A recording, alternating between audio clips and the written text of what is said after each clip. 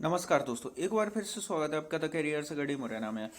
आइए हम आज के जो मध्य प्रदेश पुलिस के जो प्रीवियस ईयर के जो क्वेश्चन थे एक बार उनका रिवीजन कर लेते हैं। यानी कि जो 2017 में पुलिस में मध्य प्रदेश पुलिस में जो आए हुए प्रश्नों को देखते हैं कि किस प्रकार से प्रश्न आते हैं। तो इसमें आपके लिए काफ़ी क्वेश्चन रखे गए हैं। एक और वीडियो को लास्ट तक बिना स्किप किए पूरा वीडियो जरूर देखें, तो आपको जिससे ये पता चले कि किस प्रकार से जो है क्वेश्चन आते हैं।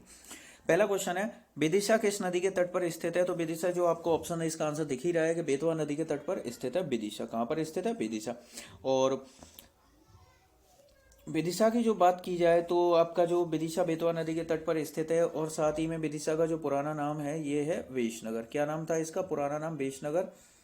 और इसके साथ ही एक और भी नाम था इसका वेलसा। तो ये दोनों ही चीजें आप विदिशा से याद रख सकते हैं। और साथ ही जो गरुड़ स्तंभ है, कौन सा? गरुड़ स्तंभ, जो कहाँ पर स्थित है? विदिशा में ही स्थित है गरुड़ स्तंभ। और गरुड़ स्तंभ किस धर्म को रिलेट करता है? तो ये भागवत धर्म को रिलेट करता है। यानी कि किससे, ये किसका प्रतीक है? तो भागवत धर्म का ये प्रतीक है गरुड़ स्तंभ, जो कहाँ पर है? विदिशा में। और इस ये बनाया किसके द्वारा गया था? तो ये हेलियोडोरस के द्वारा बनाया गया था। किसके द्वारा? हेलियोडोरस के द्वारा इसको बनवाया गया था। जो यवन शासक राजदूत था एक हेलियोडोरस, उसके द्वारा इसको बनवाया गया था। तो इतने सारे पॉइंट आप विदिशा से याद रख सकते हैं। नेक्स्ट क्वेश्चन देखते हैं हम। इतिहास के अनुसार ग्वालियर की स्थापना किसने की थी? तो इतिहास के अनुसार जो ग्वालियर की स्थापना ये किसने की थी? तो ग्वालियर की जो स्थापना ये किसने की थी? तो इसका जो आंसर है आपका ये है सूरज सिंह। यानी कि सूरज सिंह के द्वारा जो है ये ग्वालियर की स्थापना की गई थी सूरज सिंह के द्वारा। और साथ ही अदर ऑप्शन देखें तो जो राणा सिंह, जो राजा विक्रमादित्य हैं, इनका जो क्षेत्र रहा था ये उज्जैन वाला क्षेत्र रहा था। उज्जैन क्षेत्र में इन्होंने राज किया। तो मानसिंह तोमर हैं, इनके द्वारा भी जो ग्वालियर में ही इनके द्वारा राज किया गया था। और मानसिंह के द्वारा यहाँ पर मान मंदिर और इसके साथ ही यहाँ पर गुजरी मंदिर जो है ये भी इनके द्वारा रानी गुजरी के लिए बनवाए गए थे। तो ये मंदिर भी ये भी कहाँ पर स्थित है? ग्वालियर जो किला है यहाँ पर ही ये स्थित है। अगला क्वेश्चन देखते हैं हम।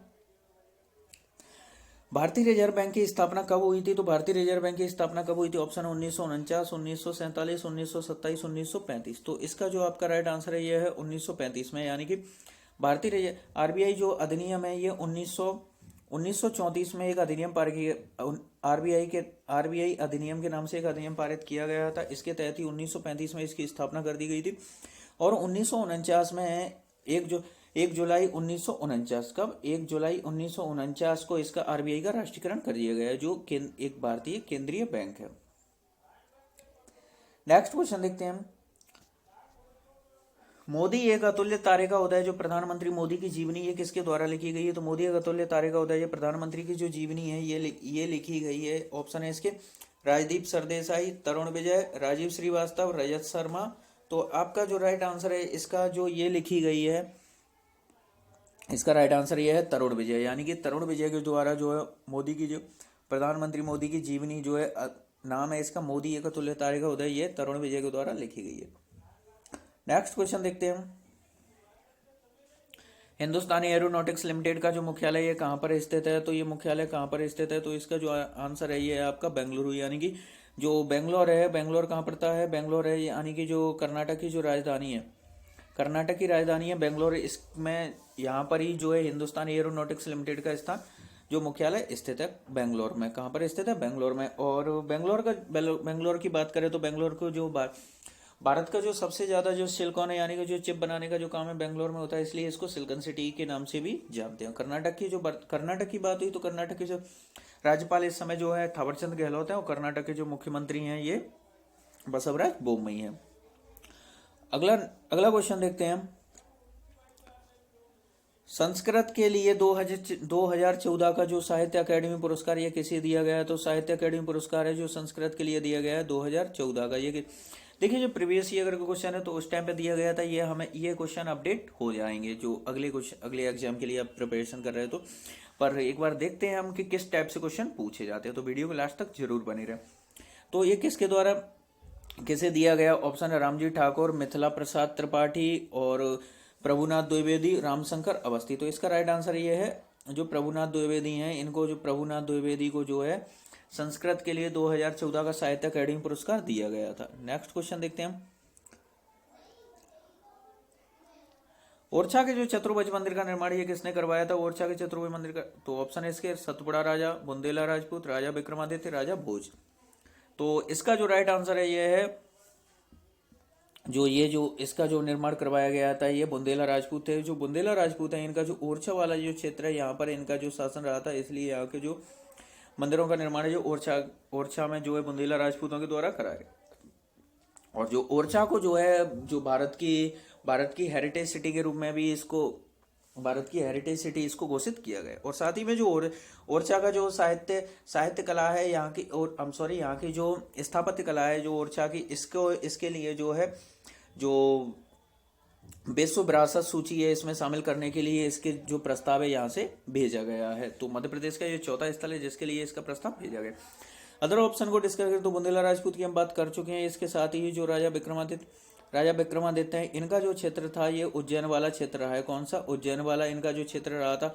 और राजा भोज की बात करें तो इनके द्वारा जो है जो राजा भोज है इनके द्वारा यहाँ पर धार नहीं है, इनका जो रहा था ये भोपाल वाला क्षेत्र रहा था, यानी कि भोजपुर के नाम से ही पहले इसको बसाया गया था, बाद में इसका नाम बदलकर जो है भोपाल कर दिया गया है। तो राजा भोज, तो ये पॉइंट आप इससे रिलेट रख सकते हैं। नेक्स्ट क्वेश्चन देखते हैं।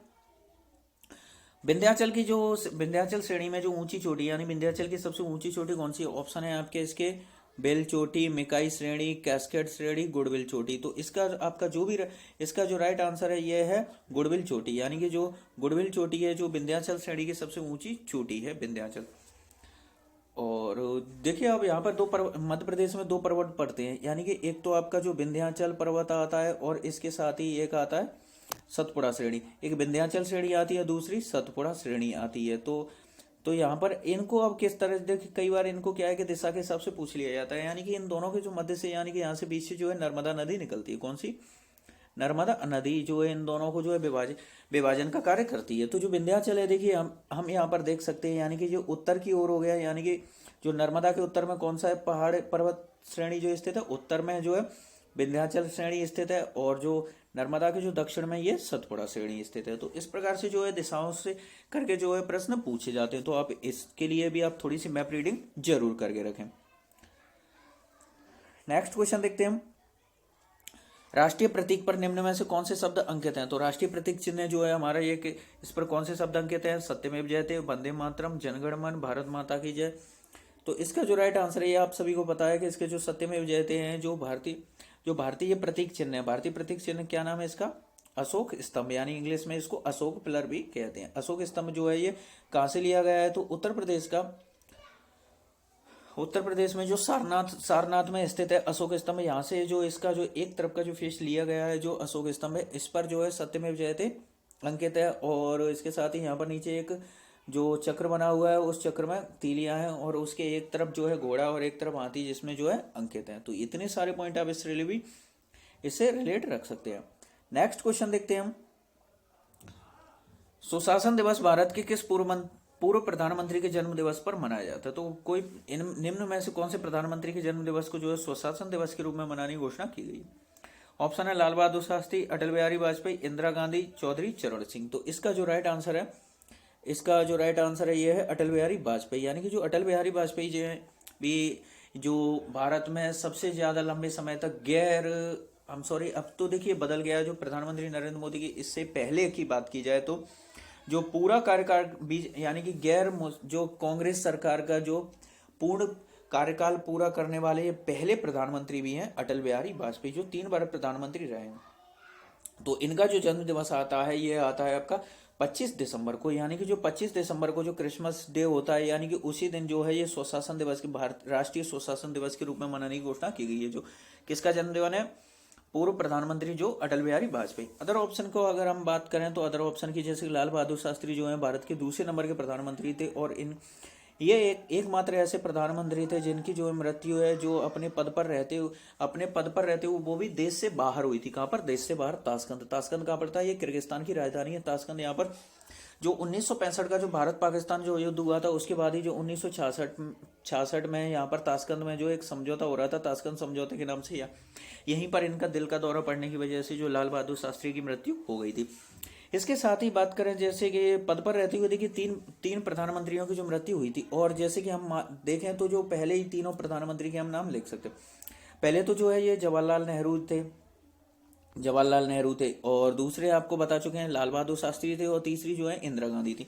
इन तीनों ही प्रधानमंत्रियों की मृत्यु जो है अपने पद पर रहते हुए हो गई थी। तो इतने पॉइंट आप इससे रिलेट रख सकते हैं। नेक्स्ट क्वेश्चन देखते हैं हम। दिबांग वन्य जीव अभयारण्य किस राज्य में स्थित है? तो दिबांग नाम से जो वन्य जीव अभयारण्य कहाँ स्थित है? ऑप्शन है जम्मू कश्मीर, सिक्किम, अरुणाचल प्रदेश, ओडिशा। तो इसका जो आपका राइट आंसर ये है अरुणाचल प्रदेश में स्थित है। कहाँ पर स्थित है ये दिबांग जो है? ये अरुणाचल प्रदेश में स्थित है। देखिए अब इसके बारे में हम थोड़ा डिस्कस करते हैं। अरुणाचल प्रदेश जो है ये जो भारत का जो है सबसे पूर्वी राज्य है। यानी कि भारत, देखिए अरुणाचल का नाम ही अरुण के नाम से पड़ा था। अरुण किसका पर्यायवाची है? जैसे कि जो सूर्य का पर्यायवाची है अरुण, तो अरुण के नाम से यहाँ पर अरुणाचल प्रदेश पड़ा है। यानी कि हम कह सकते हैं भारत में सबसे पहले सूर्य का उदय कहाँ होता है? तो अरुणाचल प्रदेश में सबसे पहली सूर्य की किरण पड़ती है। अब यहाँ पर जो है जैसे कि मान लीजिए भारत का जो मैप है, भारत का जो मैप है कुछ इस तरह से आपका, ऐसे करके जो, तो यहाँ से इस जगह से यहाँ से अपनी जो है ये नदी निकलती है। कौन सी नदी निकलती है? यहाँ से ब्रह्मपुत्र नदी निकलती है। और ब्रह्मपुत्र नदी इस प्रकार से यहाँ से जाती है, और यहाँ पर जो है आपका अरुणाचल प्रदेश है, और यहाँ से अरुणाचल प्रदेश से होती है इस तरह से यहाँ पे बांग्लादेश में एंटर कर जाती है। तो जो अरुणाचल प्रदेश है, यहाँ पर अरुणाचल प्रदेश से यहाँ पर आती है जो नदी आती है जो ब्रह्मपुत्र, तो यहाँ पर तो जो अरुणाचल प्रदेश में निकलती है उस समय यहाँ पर इसका नाम होता है सांगपो। क्या नाम होता है? सांगपो। और इसके साथ ही जब अरुणाचल प्रदेश में जब ये एंटर कर जाती है तो अरुणाचल प्रदेश में इसका नाम पड़ जाता है देहांग और देवांग। क्या नाम है? देहांग और देवांग, ये दोनों ही नाम इसके यहाँ पर पड़ जाते हैं। तो यहाँ पर अब ये जो नेशनल पार्क से निकलती है, इसी वजह से इसका जो नेशनल पार्क का नाम भी यहाँ पर दिबांग कर दिया गया है। तो ये पॉइंट आप इससे रिलेट रख सकते हैं। तो इसका ब्रह्मपुत्र नाम कब पड़ता है?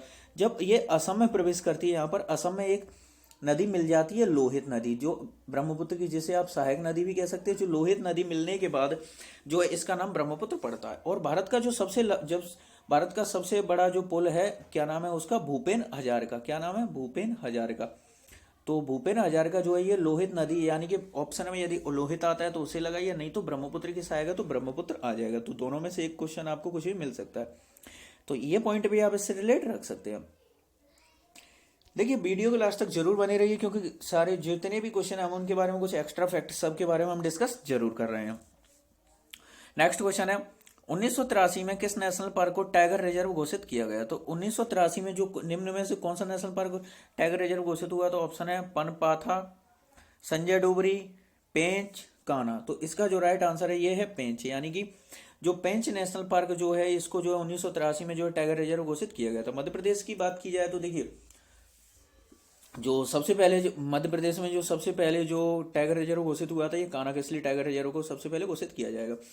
और अगर भारत की बात की जाए तो भारत का जो है ये जिम कॉर्बेट है। क्या नाम है? जिम कॉर्बेट जो नेशनल पार्क है इसका जो है जिम कॉर्बेट को जो भारत का पहला टाइगर रिजर्व घोषित किया गया था। और अभी हाल ही में जो है टाइगर रिजर्व जो जिम कॉर्बेट जो उत्तराखंड का जो नेशनल पार्क है इसका नाम हाल ही में बदल दिया है, जो आपको करंट के वीडियो में मैंने क्वेश्चन में जरूर डाला था।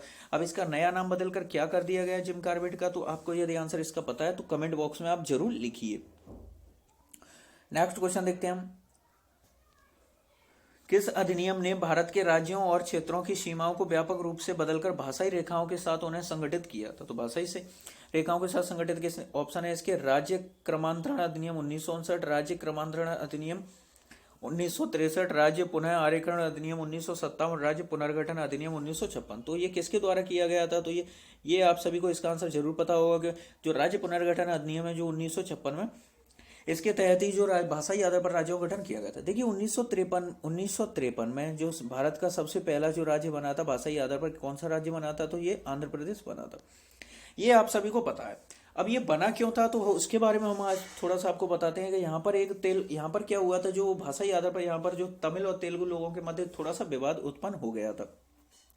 तो यहाँ पर जो तेलुगु के जो यहाँ पर एक जो यहाँ के जो एक नेता थे पोट्टी श्री रामुलु। कौन थे? पोट्टी श्री रामुलु थे। तो इनके द्वारा यहाँ पर इनके साथ और इन लोगों के साथ ही यहाँ पर कुछ लोगों के जो भाषाई आधार पर राज्यों बनाने की गठन की मांग की जा रही थी। आंदोलन भी हो रहा था काफी समय के, यानी कि लगभग 58 दिनों का जो इन्होंने आमरण अनशन किया था। और इसके बाद इनकी जो है मृत्यु हो गई थी। और इसी मृत्यु के बाद यहाँ पर जो है ये आंदोलन और उग्र हो गए, यानी कि यहाँ पर काफी हिंसाएं होने लगी। तो उसी के बाद जो तत्कालीन जो उस समय जो प्रधानमंत्री थे, क्या नाम था उनका? जवाहरलाल नेहरू। इनके द्वारा घोषणा की गई थी कि हम आपके राज्य को जो अलग गठित कर देंगे। तो इसीलिए 1953 में जो है भाषाई आधार पर सारे जो आंध्र प्रदेश का गठन हो गया। अब देखिए, जैसे कि आप सभी जानते हो कि जैसे कि अगर किसी एक इंसान की मांग पूरी कर दी जाए तो अलग अलग क्षेत्रों में मांगे उठने लगी। यही हुआ कि अलग अलग क्षेत्रों में भाषा के आधार पर राज्यों के गठन की मांग उठने लगी। तो इसके लिए जो है यहाँ पर ही एक 1954 में ही यहाँ पर एक फजल अली आयोग की अध्यक्षता की गई। किसकी? जो फजल अली, यानी कि इसमें 3 लोग थे, के.एम. पाणिकर, हृदयनाथ कुंजरू, और इसके जो अध्यक्ष थे ये थे फजल अली। तो इनकी अध्यक्षता में ये एक समिति गठित की गई। इनको काम दिया गया कि आप यहाँ पर जाइए और मतलब चेक देखिए कि किस तरह से क्या भाषाई आधार पर राज्यों को गठन करना सही है या नहीं है। तो इन्होंने जो है 1956 में अपनी रिपोर्ट प्रस्तुत की और उसी के आधार पर जो है 1956 में जो है राज्य पुनर्गठन जो अधिनियम लागू हुआ और 1956 में यहाँ पर जो है भाषाई आधार पर विभिन्न राज्यों का जो है गठन किया गया था। तो ये पॉइंट आप इससे रिलेट रख सकते हैं। नेक्स्ट क्वेश्चन देखते हैं। 1873 में जो ज्योतिबा राव फुले ने कौन सा संगठन आरंभ किया था? तो ज्योतिबा राव फुले ने कौन सा संगठन आरंभ किया था? ऑप्शन है इसके सत्यशोधक समाज, बहुजन समाज, जस्टिस पार्टी, प्रार्थना समाज। तो इसका जो राइट आंसर है ये है, इनके द्वारा जो शुरू किया गया था ये सत्यशोधक समाज है। यानी कि हम कह भी यानी कि इसका जो सत्यशोधक समाज की जो स्थापना इन्होंने की थी, या फिर सीधा क्वेश्चन आता है सत्यशोधक समाज के जो निर्माण करता है या इसकी स्थापना किसके द्वारा की गई? तो ये ज्योतिबा राव फुले के द्वारा की गई। इसमें जो आपके लिए ये भी दे दिया है कब की गई थी, तो 1873 में की गई थी। तो ये पॉइंट आप इससे रिलेट रख सकते हैं। नेक्स्ट क्वेश्चन है आपका, भारत में विकसित हुआ पहला सुपर कंप्यूटर कौन सा है? तो भारत में जो पहला सुपर कंप्यूटर जो विकसित हुआ था इसका क्या नाम है? तो इसका परम 8000 यानी परम 8000 जो है, परम 8000 के नाम से जो भारत का पहला सुपर कंप्यूटर विकसित हुआ है। तो इसमें ज्यादा कोई डिस्कस करने वाली बात है नहीं। अगला क्वेश्चन देखते हैं हम। निम्न में से अफीम उत्पादक जिला कौन सा है? तो निम्न में से जो अफीम उत्पादक यानी निम्न में से किसमें अफीम का उत्पादन होता है? ऑप्शन है आपके शिवपुर, सॉरी यहाँ पर शिवपुरी की जगह शिवपुर ले गया, शिवपुरी, मंदसौर, शिवपुरी, यहाँ पर शिवपुर है। पहला वाला ऑप्शन है शिवपुर, मंदसौर, शिवपुरी और सीधी। तो इसका जो राइट आंसर है ये है मंदसौर। कहाँ पर इसका जो मंदसौर में अफीम का उत्पादन अधिक होता है, इसी वजह से जो मंदसौर को अफीम जिला के नाम से भी जाना जाता है। किसे? अफीम के। और एक और भी आता है आपका क्वेश्चन आता है गांजा जिला। तो गांजा के नाम से जो है खंडवा को जाना जाता है। कौन सा? खंडवा। तो अफीम जिला जो है ये मंदसौर को कहा जाता है और गांजा जिला के नाम से जो है, यानी गांजे का उत्पादन सबसे ज्यादा जो खंडवा में होता है, इसलिए इसको खंडवा को गांजा जिला के नाम से भी जाना जाता है। नेक्स्ट क्वेश्चन है, गोवा पर शासन करने वाला अंतिम यूरोपीय देश कौन सा था? तो गोवा पर अंतिम में यानी सबसे लास्ट में कौन सा देश के द्वारा गोवा को मुक्त कराया गया?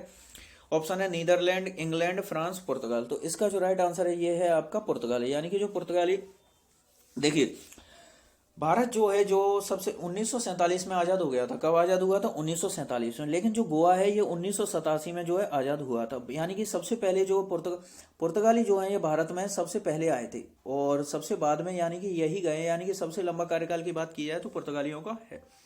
1947 में जो देश आजाद हुआ है उसके बाद इन्होंने जो गोवा और पुदुचेरी का जो कुछ क्षेत्र है ये इन्होंने आजाद नहीं किया था। तो भारत सरकार द्वारा यहाँ पर इनके पर कार्रवाई की गई थी। इसलिए जो यहाँ पर जो 19 दिसंबर 1987 को जो है ये गोवा जो है इनसे आजाद कराया गया। इसीलिए प्रति वर्ष 19 दिसंबर को जो गोवा मुक्ति दिवस यानी गोवा लिबरेशन डे के रूप में मनाया जाता है। तो ये पॉइंट आप इससे रिलेट रख सकते हैं।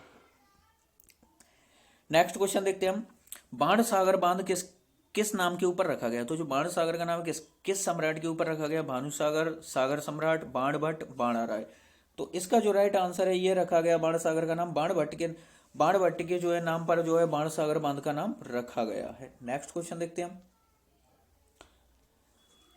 मध्य प्रदेश उच्च न्यायालय के प्रथम मुख्य न्यायाधीश कौन थे? तो ये इसके ऑप्शन है न्यायमूर्ति M.N. खानविलकर, न्यायमूर्ति जो है एम हिदायतुल्ला, P.G.P. भुट्ट और P.V. दीक्षित। तो इनमें से जो राइट आंसर आपको इसका पता ही है, आप सभी को पता है कि जो है एम हिदायतुल्ला जो है ये मध्य प्रदेश के जो प्रथम जो है न्यायाधीश रहे। और अगर वर्तमान की बात की जाए तो जो वर्तमान में अभी हाल ही में बन गए हैं जो R.V. मलिमत हैं। कौन है वर्तमान में? R.V.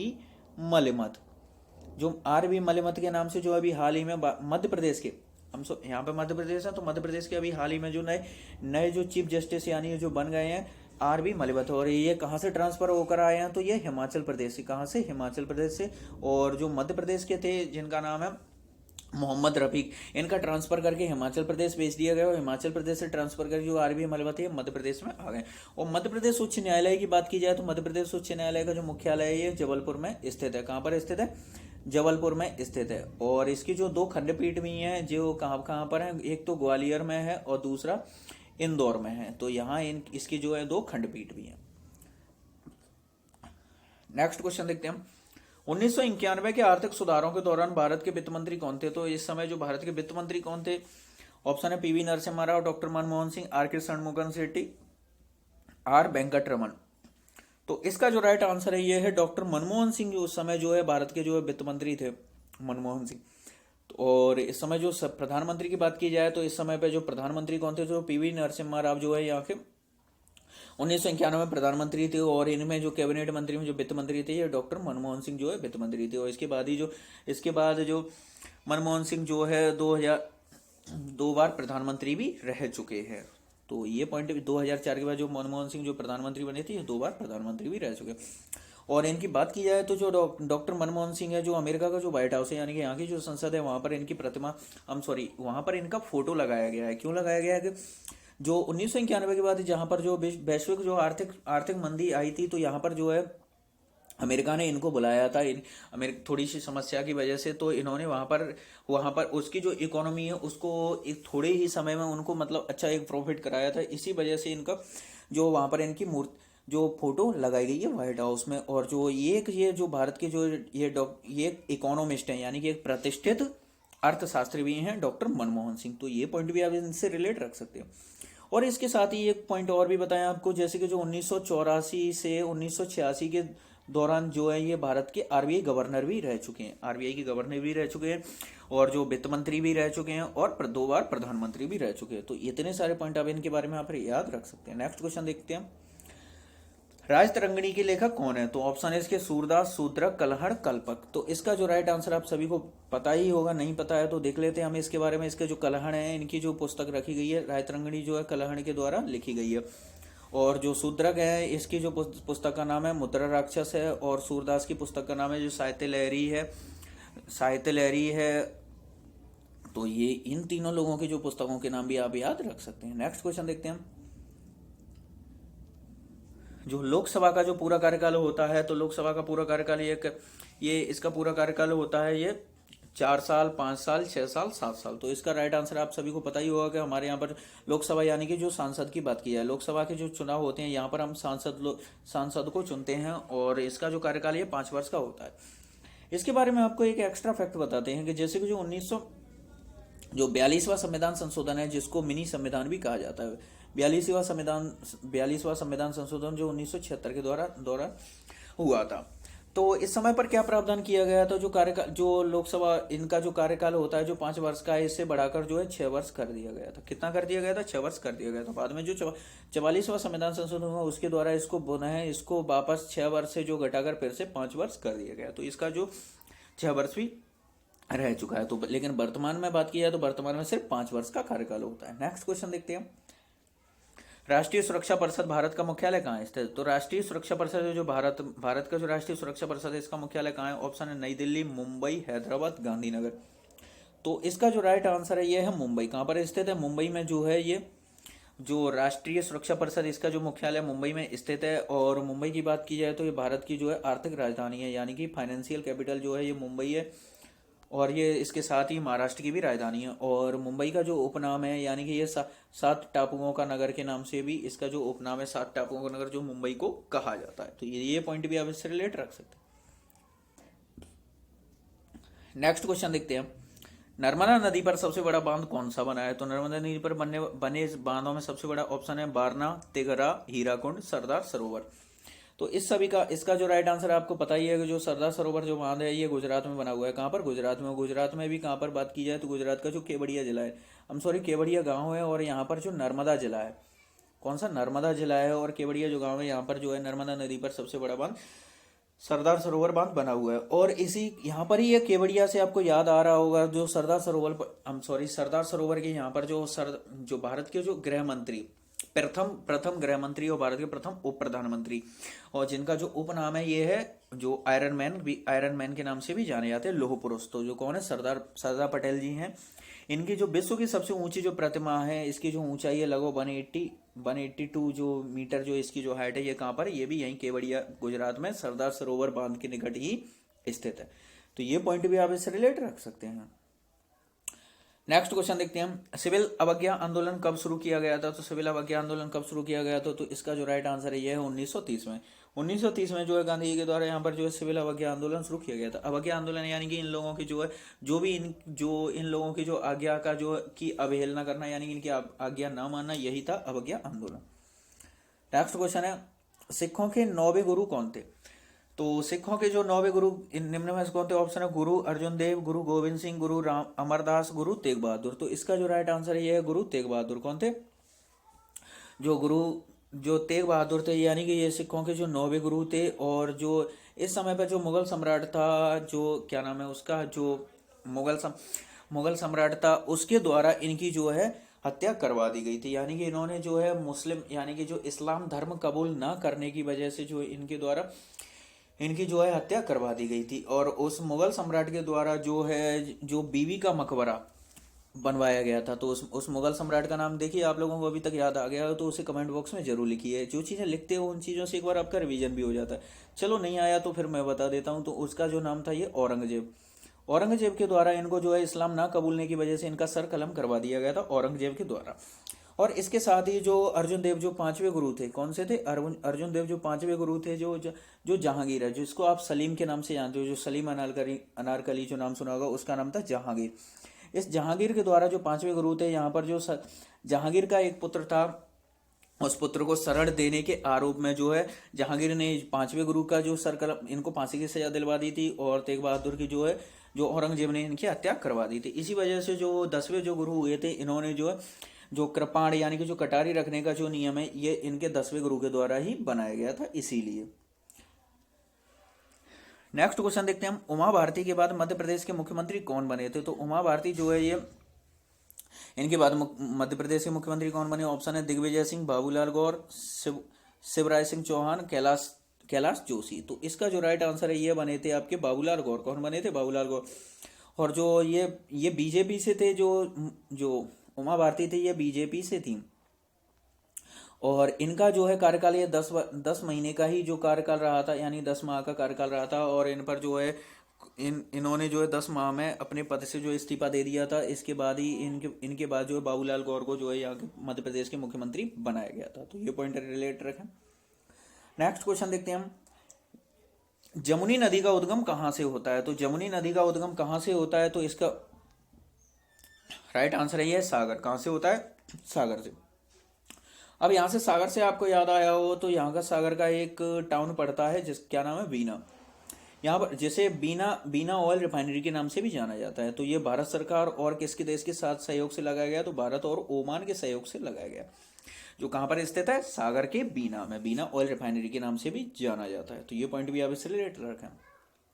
और इसके साथ ही बात की जाए चलो, तो सागर से यहाँ पर एक पॉइंट और भी आपका निकल के आता है, जो सागर है मध्य प्रदेश का जो सबसे बड़ा जो अभयारण्य है। देखिए, एक नेशनल पार्क होता है, दूसरा अभयारण्य होता है। तो जो मध्य प्रदेश का सबसे बड़ा जो जो अभयारण्य है, देवी नहीं है, देही, नौरा देही जो अभयारण्य है, जो कहाँ पर स्थित है, सागर में स्थित है। तो ये पॉइंट भी आप इससे रिलेटेड रखें, इंपॉर्टेंट पॉइंट है। नेक्स्ट क्वेश्चन देखते हैं हम, बाघ परियोजना का लोकार्पण कब हुआ था। तो बाघ परियोजना का लोकार्पण कब हुआ था, तो इसका जो राइट आंसर है आपका ये है 1973 से 1974 के मध्य जो है ये बाघ परियोजना का जो है लोकार्पण या उद्घाटन का किया गया था, 1973 से 1974 के मध्य। नेक्स्ट क्वेश्चन देखते हैं हम, केंद्र सरकार के सभी मंत्रियों की नियुक्ति किसके द्वारा की जाती है। तो केंद्र सरकार में जो जितने भी मंत्री होते हैं उनकी नियुक्ति कौन करता है। ऑप्शन है भारत का मुख्य न्यायाधीश, राष्ट्रपति, उपराष्ट्रपति, प्रधानमंत्री। तो ये किसके द्वारा की जाती है, तो ये की जाती है राष्ट्रपति के द्वारा। यानी कि जो भारत का जो राष्ट्रपति होता है, ये जो जितने भी जो केंद्र में जो मंत्री होती हैं, सभी की नियुक्ति जो है राष्ट्रपति करता है। लेकिन करता कैसे है, ये प्रधानमंत्री की सलाह पर, यानी किसे मंत्री बनाना है, किसे कौन सा पद देना है, तो इसकी जो सलाह जो है प्रधानमंत्री देता है। और प्रधानमंत्री की सलाह पर ही जो है ये राष्ट्रपति इन सभी की नियुक्ति करता है। तो देखिए, केंद्र में बात की गई तो केंद्र की जो बात की गई तो यहाँ पर जो है राष्ट्रपति का नाम आया। अब यदि राज्यों की बात की जाए तो राज्यों में कौन करता है, तो राज्यों में भी केंद्र की तरह जैसे वहाँ राष्ट्रपति होता है, राज्यों में राज्यपाल होता है। तो यहाँ पर मुख्यमंत्री की सलाह पर राज्यपाल के द्वारा राज्य की सभी जो नियुक्तियां हैं, प्रमुख नियुक्तियां, ये राज्यपाल के द्वारा की जाती हैं और केंद्र की प्रमुख नियुक्तियां जो है राष्ट्रपति के द्वारा की जाती हैं। नेक्स्ट क्वेश्चन देखते हैं हम। भारत में पहले एशियाई खेलों का आयोजन कब किया गया? तो जो पहले एशियाई खेल हुए थे इनका आयोजन जो भारत में हुआ था, तो कहाँ, तो कहाँ पर कब हुआ था इनका आयोजन? 1951, 1952, 1953, 1954। तो इसका राइट आंसर है 1951, यानी कि जो 1951 में जो भारत जो पहले एशियाई खेल थे इनका जो आयोजन 1951 में किया गया था। और कहाँ पर हुआ था? तो ये नई दिल्ली में किया गया था। कहाँ पर हुआ? नई दिल्ली में 1951 में जो है पहले एशियाई खेलों का जो है आयोजन किया गया था। नेक्स्ट क्वेश्चन देखते हैं हम। आरटीआई अधिनियम, आरटीआई यानी कि जो आरटीआई जो अधिनियम है, इसको जो राष्ट्रपति की स्वीकृति कब मिली थी? तो आरटीआई अधिनियम की जो स्वीकृति राष्ट्रपति के द्वारा ये 15 जून 2005 को जो आरटीआई अधिनियम को स्वीकृति मिली थी। आरटीआई की फुल फॉर्म की बात की जाए तो राइट टू इंफॉर्मेशन, यानी कि सूचना का अधिकार, हिंदी में इसको क्या कहते हैं? सूचना का अधिकार है जो है ये, जो राष्ट्रपति की स्वीकृति इसको 2005 में मिल गई। यानी कि इसके तहत क्या किया जाएगा, जैसे कि सूचना का अधिकार, जैसे कि आपके जो भी जो मोबाइल वगैरह जो भी होती हैं, यानी कि जैसे कि आप यहाँ पर अगर यानी कि कोई देश विरोधी जो भी कार्य करते हो तो आपकी जो भी सारी डिटेल है ये, यानी कि सरकार ये अधिनियम के तहत जो है सरकार ये आपकी सारी डिटेल निकलवा सकती। अब तक जो जम्मू कश्मीर राज्य था यहाँ पर ये अब तक लागू नहीं था। आपको पता ही होगा कि यहाँ पर जो 370 के तहत यहाँ कर एक अलग संविधान था, तो इसके तहत जो भी है जो सारे कानून ये संपूर्ण देश में लागू होते थे, लेकिन जो जम्मू कश्मीर लागू नहीं होते थे। लेकिन अब ये दोनों केंद्र शासित प्रदेश बन गए हैं, तो यहाँ पर भी राइट टू इन्फॉर्मेशन यानी आरटीआई का अधिनियम जो है लागू कर दिया गया है। नेक्स्ट क्वेश्चन देखते हैं हम। कृषि अवशेषों से बायो सीएनजी बनाने का भारत का पहला बायो सीएनजी प्लांट कहाँ लगाया गया? तो बायो सीएनजी बनाने का जो प्लांट है ये भारत में कहाँ लगाया है? ऑप्शन है इसके झारखंड, तेलंगाना, महाराष्ट्र, मध्य प्रदेश। तो इसका जो राइट आंसर है ये लगाया गया है महाराष्ट्र। कहाँ पर लगाया गया है? जो महाराष्ट्र है, यहाँ पर महाराष्ट्र में जो है सीएनजी यानी कि जो बायो सीएनजी जो है प्लांट ये लगाया गया महाराष्ट्र में। नेक्स्ट क्वेश्चन देखते हैं हम। नेक्स्ट क्वेश्चन है आपका, सर्वोच्च न्यायालय के न्यायाधीशों को किसके द्वारा हटाया जा सकता है? जो सुप्रीम कोर्ट होता है भारत का जो एक सुप्रीम कोर्ट है ये कहाँ पर स्थित है? इसकी जो खंडपीठ है जो नई दिल्ली में स्थित है। तो इसके जो न्यायाधीश होते हैं इनको किसके द्वारा हटाया जा सकता है? संसद, कानून मंत्री, राष्ट्रपति, प्रधानमंत्री। तो इसका जो राइट आंसर है ये है संसद। यानी कि जो संसद होता है यहाँ पर जो है संसद के जो दोनों सदनों में यहाँ पर इनके जो एक प्रस्ताव पारित यानी कि पारित करके और इसको प्रस्ताव को पास करा के सर्वोच्च न्यायालय के न्यायाधीशों को हटाया जा सकता है। अब यहाँ पर अगर बात की जाए तो जो सर्वोच्च न्यायालय का जो यहाँ पर इनका जो ट्रांसफर होता है ये किसके द्वारा कौन करता है? तो ये जो राष्ट्रपति होता है भारत का, जो भारत के राष्ट्रपति के द्वारा जो है यहाँ पर यानी कि हाई कोर्ट से सुप्रीम कोर्ट जो भी है जो इनका जो ट्रांसफर होता है ये जो यहाँ का जो मुख्य न्यायाधीश होता है उस मुख्य न्यायाधीश से सलाह करके भारत के राष्ट्रपति द्वारा ये सारे प्रमुख कार्य किए जाते हैं। नेक्स्ट क्वेश्चन देखते हैं, 100% विद्युतीकृत करने वाला राज्य कौन सा है? तो यानी कि 100% जो विद्युतकरण करने वाला यानी विद्युत पहुंचाने वाला जो राज्य है गुजरात। कौन सा है? गुजरात जो राज्य है ये 100% विद्युतीकृत करने वाला जो है भारत का पहला राज्य बन गया है। और अभी हाल ही में आपको करंट का क्वेश्चन बताएं कि अभी हाल ही में जो है गोवा ये प्रत्येक घर बिजली पहुंचाने वाला भारत का राज्य बन गया है। और 100% खुले में शौच मुक्त घरों को जो घर जो है ये शौच मुक्त घोषित करने वाला भी ये भी गोवा है। और प्रत्येक घर बिजली पहुंचाने वाला राज्य भी अभी हाल ही में गोवा बन गया है। नेक्स्ट क्वेश्चन देखते हैं, टीपू सुल्तान किस क्षेत्र का शासक था? तो जो टीपू सुल्तान है ये किस क्षेत्र का शासक था? तो इसका आंसर आप सभी को पता ही होगा, मैसूर, हैदराबाद, अहमदनगर, विशाखापट्टनम। तो इसका जो राइट आंसर है ये है मैसूर। यानी कि जो मैसूर है जो यहाँ पर यानी कि इसको जो ये अपने आप को मैसूर का शेर भी कहता था। टीपू सुल्तान है जो टीपू सुल्तान ये 1799 में जो चौथा आंग्ल कर्नाटक युद्ध हुआ था, अंग्रेजों के मध्य चौथा आंग्ल कर्नाटक युद्ध हुआ था, तो इसी के दौरान जो है इसकी मृत्यु हो गई थी। और इसके साथ ही यहाँ पर इस सारे जो भी साम्राज्य ये जो है अंग्रेजों ने अपने यानी अंग्रेजी साम्राज्य में मिला लिया था। तो यानी कि ये कहाँ का शासक था जो टीपू सुल्तान है? ये मैसूर का था और जो वर्तमान में कर्नाटक वाला क्षेत्र पड़ता है। नेक्स्ट क्वेश्चन देखते हैं, भारत के 12 ज्योतिर्लिंग में से 2 मध्य प्रदेश में हैं। अब ये मध्य प्रदेश में कहाँ स्थित है? ऑप्शन है आपके जो भी है उज्जैन और ओमकारेश्वर, उज्जैन और होशंगाबाद, ओमकारेश्वर इंदौर, उज्जैन और खरगोन। तो इसका जो राइट आंसर है ये है आपका उज्जैन और ओमकारेश्वर। यानी कि उज्जैन आपको पता ही है, जो महाकाल महाकाल जो महाकालेश्वर की जो प्रतिमा है ये है। और दूसरा जो ओमकारेश्वर, ओमकारेश्वर कहाँ पड़ता है? तो ये खंडवा में पड़ता है। ओमकारेश्वर कहाँ पड़ता है? जो खंडवा जिले में पड़ता है ओमकारेश्वर, यहाँ पर भी एक ज्योतिर्लिंग स्थित है। तो कुल 12 हैं, जिनमें से 2 मध्य प्रदेश में है। नेक्स्ट क्वेश्चन देखते हैं। 1965 भारत पाकिस्तान युद्ध के समय भारत के प्रधानमंत्री कौन थे? ऑप्शन है जवाहरलाल नेहरू, इंदिरा गांधी, लाल बहादुर शास्त्री, राजीव गांधी। तो इसका जो राइट आंसर है ये है आपका लाल बहादुर शास्त्री। अभी आपको बताया था 1966 में, यानी कि ताशकंद समझौते के दौरान, यानी इसी युद्ध के लिए जो ताशकंद समझौता जो किया जा रहा था, इसी के तहत तो इनकी मृत्यु हो गई थी यहाँ पर हार्ट अटैक की वजह से। तो लाल बहादुर शास्त्री 1966 के दौरान जो है लाल बहादुर शास्त्री भारतीय प्रधानमंत्री थे। नेक्स्ट क्वेश्चन देखते हैं हम। भारत में अंतिम मुगल सम्राट कौन था? तो भारत का जो अंतिम मुगल सम्राट कौन था? ऑप्शन है बाबर, टीपू सुल्तान, औरंगजेब और बहादुर शाह द्वितीय। तो इसका जो राइट आंसर है ये है आपका बहादुर शाह द्वितीय। जो है ये 1857 की जो क्रांति हुई थी उसमें इन्होंने जो है यहाँ पर, यानी कि इन्होंने जो आंदोलनों का जो नेतृत्व किया था, और इसके बाद ही यहाँ पर जो अंग्रेजों द्वारा इनको पकड़कर जो म्यांमार का रंगून है, कहाँ पर? म्यांमार का रंगून है, यहाँ पर इनको जेल में भेज दिया गया था। तो बहादुर शाह द्वितीय यानी बहादुर शाह जफर भी कहते हैं, जो ये भारत का जो अंतिम मुगल सम्राट। नेक्स्ट क्वेश्चन देखते हैं। प्रसिद्ध गायक तानसेन कहाँ से थे? तो जो प्रसिद्ध गायक है जो तानसेन है, ये कहाँ से थे? श्योपुर, ग्वालियर, खंडवा, रीवा। तो इसका जो राइट आंसर है ये आप सभी को पता है, ग्वालियर से जो थे ये प्रसिद्ध गायक है जो तानसेन है, जो ग्वालियर में यहाँ पर जो है, यानी कि जो तानसेन का जो मकबरा है ये भी ग्वालियर में बना हुआ है, ग्वालियर के हजीरा पर बना हुआ है इनका। और यहाँ पर प्रतिवर्ष जो है यहाँ पर वो किया जाता है, एक तानसेन समारोह का आयोजन भी किया जाता है। कहाँ पर होता है? ये भी ग्वालियर में होता है। तो ये पॉइंट भी आप इससे रिलेट रख सकते हैं। और इससे पहले आपको बताएं, जो तानसेन है, ये आपको पता ही है कि जो तानसेन है जो ये कहाँ पर थे? ये अकबर के दरबार में थे। अकबर के दरबार से पहले ये कहाँ पर थे? तो अकबर के दरबार से पहले ये रीवा के जो राजा थे, राजा रामचंद्र। तो ये रीवा के जो राजा थे रामचंद्र, इनके दरबार में थे। इनके दरबार में से ही इनके जो जो अकबर के जो सेनापति के द्वारा इनको यहाँ तक पहुंचाया गया। और इनका जो नाम की बात की जाए तो इनका जो नाम है ये रामतनु पांडे है। क्या नाम है इनका? रामतनु पांडे नाम है इनका, और जिनको आप तानसेन के नाम से जानते हो। नेक्स्ट क्वेश्चन देखते हैं। राष्ट्रीय हिंदी दिवस कब मनाया जाता है? तो राष्ट्रीय हिंदी दिवस कब मनाया? 14 अगस्त, 14 सितंबर, 16 अगस्त, 16 सितंबर। तो इसका जो राइट आंसर है ये है 14 सितंबर। प्रतिवर्ष 14 सितंबर को जो राष्ट्रीय हिंदी दिवस के रूप में मनाया जाता है। और 16 सितंबर की बात की जाए तो ये प्रतिवर्ष जो है ओजोन परत संरक्षण दिवस के रूप में मनाया जाता है 16 सितंबर।